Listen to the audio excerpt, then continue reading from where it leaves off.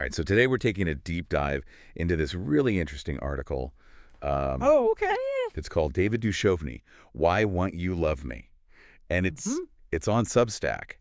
And it's just this funny, like, almost tongue-in-cheek exploration of why David Duchovny, Yeah. even though he's had a really successful career, like, he's never quite reached that, like, Yeah. Tom Hanks level of just, like, everyone loves him, Yeah. you know? Yeah, he's not America's dad, is he? Exactly. Exactly. Exactly. So I thought it was just a really interesting, Yeah. like, jumping off point to talk about, celebrity and Yeah. public image and, I love it. all that. Have you ever thought about that? Oh, all the time. Like, why are certain celebrities, Yeah. just beloved and others, Right. maybe equally talented or not? Totally. Yeah, it's fascinating. And I think this article really kind of, like, uses Duchovny as this Okay. kind of, like, test case, Yeah, so the article itself takes this kind of like playful, almost like investigative approach, Uh-huh. to try to figure out like, why is this, Yeah. like, what is the reason? Like, where is the missing piece? Yeah, exactly. And it I loved that. uses humor really well. There were some lines Oh, yeah. that were just Especially that comparison. so funny. Oh, the magic eye. The magic eye, yes. Yeah. I was like, It said, like, his career is kind of like one of those magic eye pictures. yes. You have to kind of, like, look at it Yeah, you gotta tilt your head just right. just the right way. And And then you can see the sailboat or whatever. Like, yeah, there he is. Yeah, and then there's that other part where they say, like, it's almost like he's allergic to being universally adored. Oh, yeah. Yeah. I thought that was so funny. That's so good. And so true. I know, and it kind of gets you thinking, like, Yeah. is it a choice? Is it Yeah. subconscious? Right. Is it, or is it just who he is? Yeah, it's the roles he chooses. I mean, the article does a nice job of, like, kind of walking us through his career, too. Okay. Starting with, like, obviously the X-Files, and then you've got, like, Californication. Yeah. And then Oh, you can't forget. even, like, his music and the novels he's writing, like, it's It's true. He's got a really a pretty diverse. diverse, yeah. Like a lot of people might not know that, that he's also Right. a musician and an author. Yeah. Yeah. I thought that was interesting, too. Like, I wonder if that maybe, like, makes him a little harder to pin down for some people. Yeah. I was thinking about that in terms of, Yeah. like his roles, because he does play a lot of Right. characters who are, let's just say, complex. Right. Like Mulder. Right. Mulder's Yeah. intensity, and then you think about Hank Moody. Yeah. Like, these aren't always, the most lovely Right. characters. Right.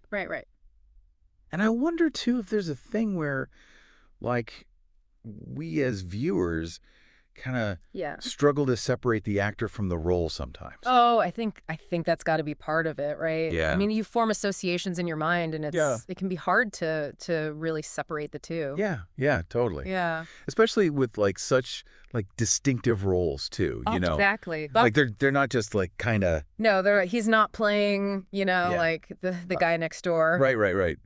But the article also brought up this point that I thought was really interesting, which is, what if Okay. this, like, lack of universal love actually helps him in a way? Oh, yeah, because it allows him to cultivate maybe a more, how do you say it? Like a more dedicated. Yeah, like a more specific. Specific. Yeah, a more Niche. niche Follow. who really, really get him. Yeah. Right. Instead of trying to please everybody, he's pleasing Yeah.